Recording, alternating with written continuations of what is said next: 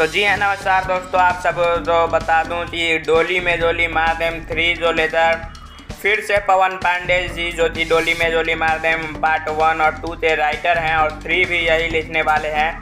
तो इन्होंने फिर से एक नया इंटरव्यू दिया है और उसमें बताया कि डोली में जोली मार देम 3 अब इनका नया रिलीज डेट बताया है।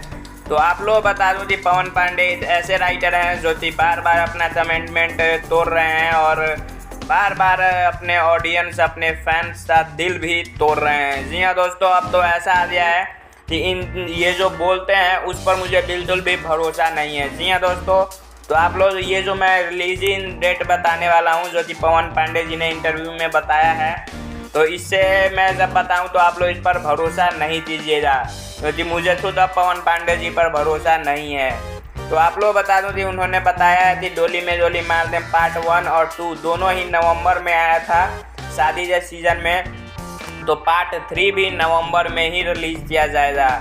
तो आप लोग देखिए होता है या नहीं, मुझे बहुत कम विश्वास है। मुझे लगता है इनके लेखनी में वो दम ही नहीं है, इनको अपने आप पर विश्वास ही नहीं है।